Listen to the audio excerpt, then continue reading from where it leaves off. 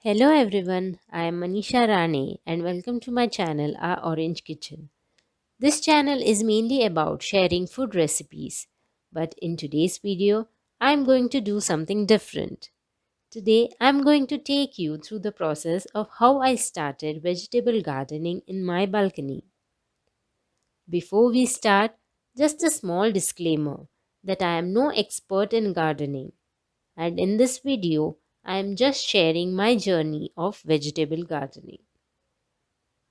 I already had a small garden in one balcony with a few flowering plants like hibiscus, periwinkle, one or two decorative plants, herbs like mint and curry leaves, and the sacred plant tulsi.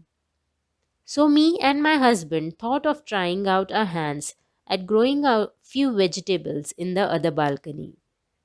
So, to begin with, we bought a few essential items from Amazon. Firstly, vermicompost from a brand called Trust Basket. This is a 5 kg bag. Next, poly grow bags from a brand called Coco Garden. This is a pack of 10. Next, 1 kg of cocoa peat from a brand called Craft Seeds and a few organic vegetable seeds. The Amazon link for all the items is provided in the description box below in case any of you wants to buy the same items. We already had garden soil available at home, so we did not buy it. Now let us see how to prepare cocoa peat for use. We will need a bucket and 5 liters of water for 1 kg of cocoa peat. If you have good quality garden soil available, then there is no need of cocoa peat. But the red soil we had becomes hard over time and the water doesn't seep in well. So we will mix the cocoa peat with the soil, which will help in keeping the soil moist and that will help in improving germination of the seeds.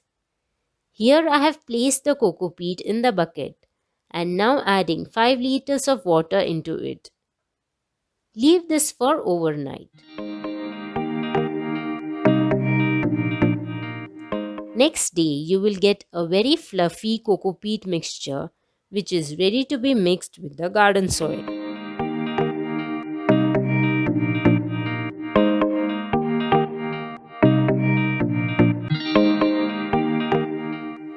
Now let us prepare the soil mix.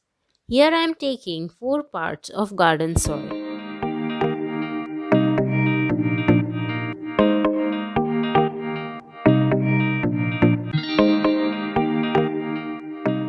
To this I am adding 2 parts of cocoa peat and then 1 part of vermicompost.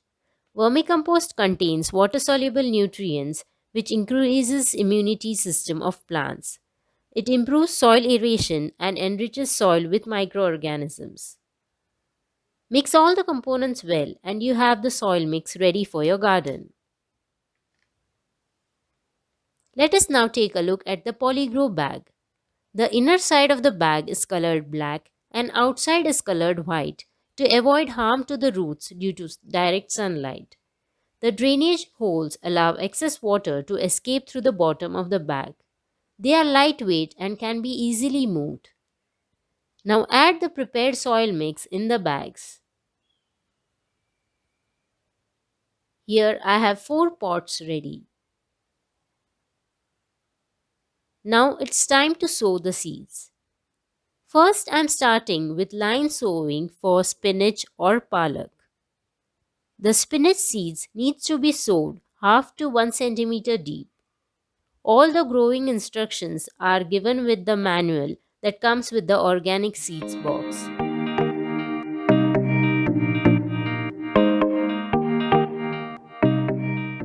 Next I am sowing the seeds for tomato by randomly making few holes in the soil. They need to be sowed half centimeter deep.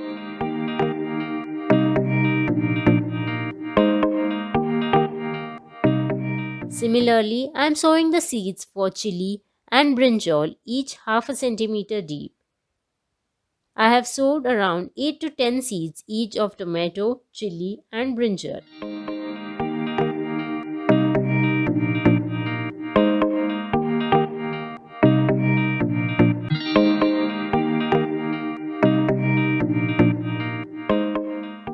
Now it's time to water the pots. Do not water directly with a mug. Rather, sprinkle water gently with the help of your hands until the plants grow. Do not overwater, just make sure that the soil is moist.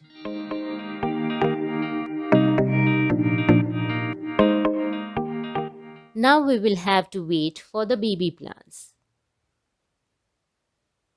After 5 days, here are my baby spinach plants.